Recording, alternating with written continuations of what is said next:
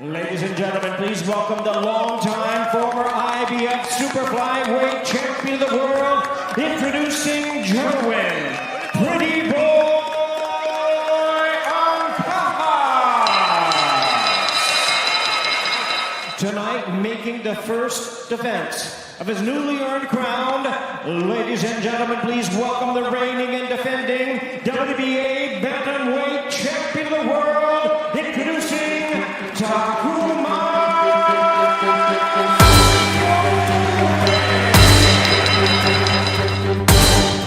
Takuma Inoue, the younger brother of pound-for-pound star Naoya, had long been in the shadow of the monster, but he had quietly built a world-class resume of his own. Body shot from and then he takes an uppercut and a left hook from Takuma Inoue.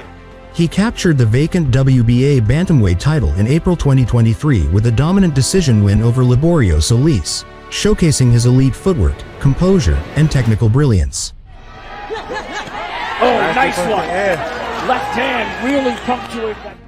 Unlike his brother, Takuma doesn't rely on power. He's a slick boxer with ring IQ and movement, fighting off rhythm and angles. It gives your opponent some, some height, and he's like, he wants. Against Ancajas, he was out to prove he wasn't just Naoya's brother, but a champion in his own right.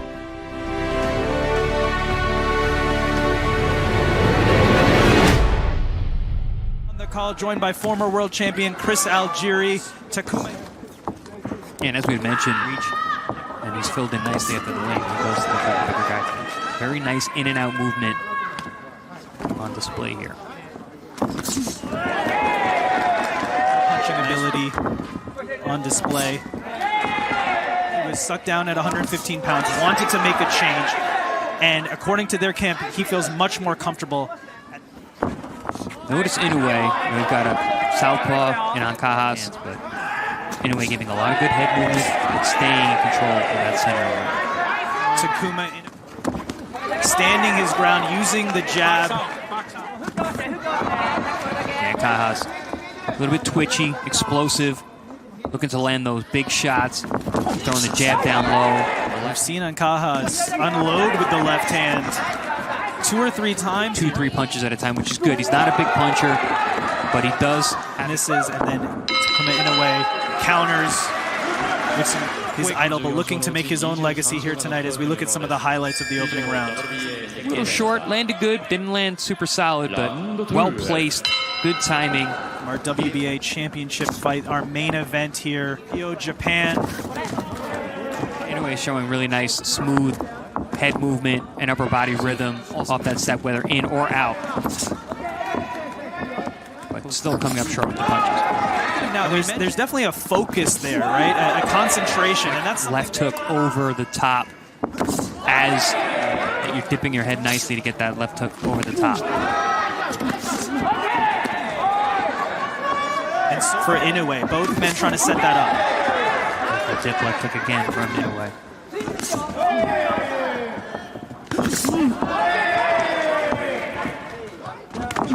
Do like that upper body rhythm and movement, the offensive against Ancajas. And counter punching from both Inoue and Ancajas. Yeah, both guys tentative here in round 2. Ancajas raises his hand there. Nice timing shot there from Inoue as Ancajas went for the jab down low. One of the better punches landed from either man, and there we see a... Ancajas would actually sleep in the ring that he was training in during the days. Now that's changed. Frantic when he gets close enough to Inoue, but hasn't been able to put any hands on him yet. More. Not waiting on Ancajas, but instead starting his own offense. Jab over the top as Ancajas came in. Changes level. And we've been speaking about it tonight, Chris. So Takuma doesn't necessarily have here tonight a careful, measured approach, good counter punching. He does the sport really well. He's just not a puncher like his brother. His brother does these well also. See that. Very well conditioned, good footwork, good head movement, counters at the right time, places his punches well. Oh, nice. Big right hand there, rock Ancajas, and another by Inoue. Oh, there's that check hook I was talking about. That left hook over the top as Ancajas lets go with that left hand. That definitely caught the attention of Jerwin Ancajas. Big right hand there for Inoue.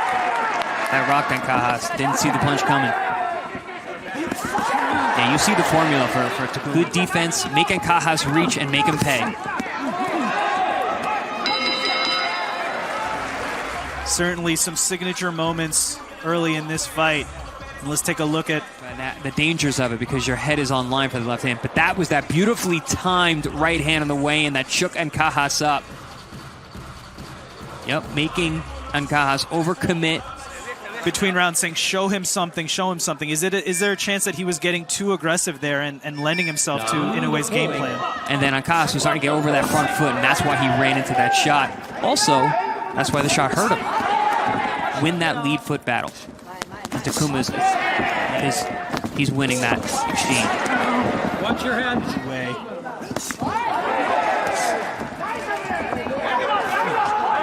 And it seems like, at least so far, Chris, Inoue may have the speed advantage. Ancajas looks to be lumbering forward.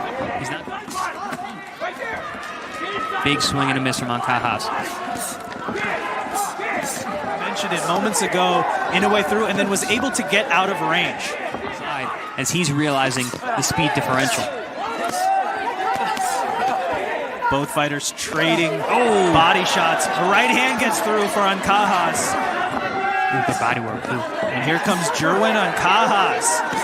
Left hand to the body, right hand upstairs. Look at the size difference, man. But Takuma is feeling comfortable to stay in the inside exchange. Takuma will be better served fighting at that middle distance where he's able to use that head movement, that speed, and that counter punching. Quick check left hooks there in those exchanges. But certainly Ancajas having more success at this distance. Nice body work. A lot of well-schooled Japanese fighters that are not forgetting the body.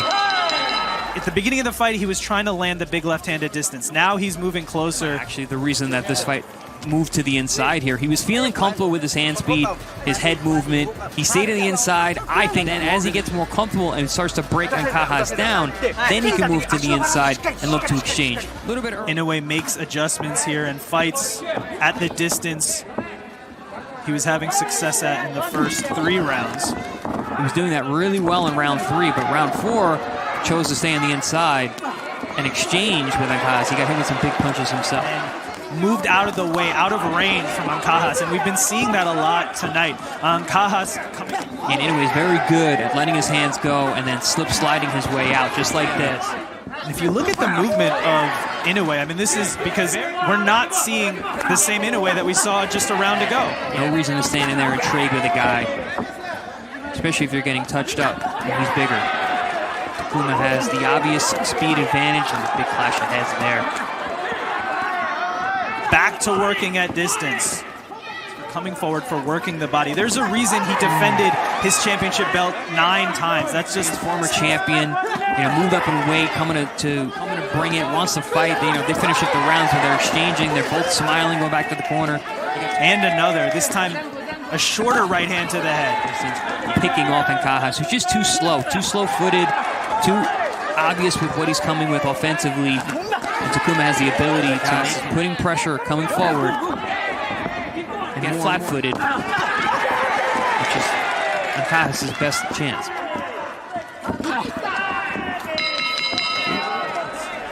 Boxing and moving. But at other points, we also did see Jerwin Ancajas continue his attack. And one thing, he has been consistent. Yeah, I think the pressure has been getting to Takuma at times. The countering from the outside.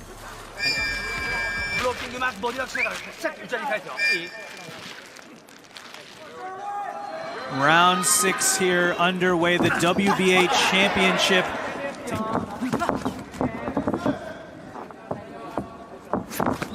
Recommend Jerwin Ancajas trying to close the distance like he did right there. He's got to cut off the ring. He's got to slowly eke his way there from Takuma. And that's the thing, the fundamentals of Takuma. 2 lightning fast right hands to the head of Ancajas by Inoue. Adjustment now, throwing that straight left hand to the body, and that's a smart move. What else is important here? When at this range, Inoue, you can see Ancajas is starting to use his will, his body weight, his size. Nice feint again there. Good body shot from Ancajas because he's getting picked apart on the outside. Ancajas' best bet might be trying to make it an ugly fight, trying to figure out. Yeah, like I said, I think he needs to inch his way forward, get behind that lead, southpaw jab, and honestly, he might have to take a few shots to get on the inside. But once Takuma Inoue, his first defense, a belt that was formerly held by his older brother Naoya Inoue. Takuma's goal, he said, is to become a... That's one thing about Takuma that he's shown in past fights, is strong late. Good body work there. Yeah, he's doing well closing the distance here. He's not just chasing Inoue. Inoue a little less slippery than he was a few rounds ago. You can just see the feet, though. Such a difference. Ancajas lumbers forward. We mentioned the battle for outside foot positioning. We know Ancajas, one thing he wants... Your opponent between your feet so you can generate the most power. That's within your punching range. Ancajas stepping to that outside. You want to be at least head up with that front foot, if not all the way on the outside. Both men trading hooks, working the body. Very competitive back and forth round 7. And Chris, this is what we're talking about. I mean, it's more competitive, it's more compelling. And so there has to be a reason that Ancajas, he feels like he's getting the better of it on the inside. It could be fatigue. It saps a lot of your discipline, so mentally it can be...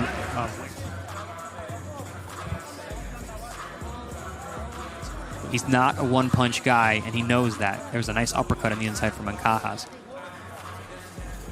Big right hook. That was one of the better punches I remember from the round from Ancajas. Ancajas is landing some big, heavy shots on the inside. Yeah, he's not taking the shots full on. He has the ability to roll with them, get a little shoulder up, get a glove up. You can see the beginning of every round, he starts out moving.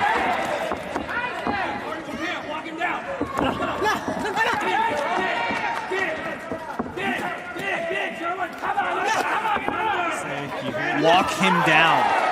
That's exactly what he's trying to do. Get him tired, make him stand in front of you, and then damage him as much as you can down the stretch. Quick combination there from Inoue. It could be partially fatigue. It could be partially feeling like he can absorb these punches, or a combination of both. Yeah, I'm thinking more and more that it's fatigue, and Takuma doesn't seem like he's being affected by them just yet. But listen, in terms of scoring, definitely had an effect on Ancajas. Maybe slowed him down a hair. Salvos that he's had. See how Takuma rolls with that shot? He doesn't take the punches, especially to the head. Because you turn your head, but you're actually making it less effective. Right, yeah, that's what I mean. So even though they aren't scoring blows, they're still having an effect. Absolutely. One of the better rounds for Ancajas in terms of landing leather. Sounded like he said, cut some angles, use your head moving up and down, don't stand in front of him. Monster. You see Naoya there. Oh, good combination there from the outside. 2-1-2 over the top. Round 9. Takuma Inoue has had success boxing and moving, but seemingly ends like this, and a big right hand to the body. Drops Ancajas. That's it. And that's the end of the fight. Takuma Inoue knocks out Jerwin Ancajas. That right hand to the body. Another one. That one, yep. Those shots that hit you in between. Yeah, it was right on the liver. It was a right uppercut right on the liver. My opponent was so skilled, so strong, which gave me so much confidence tonight, and I hope that I can show everybody a new side of me of moving forward. He is the winner by way of knockout, and still the WBA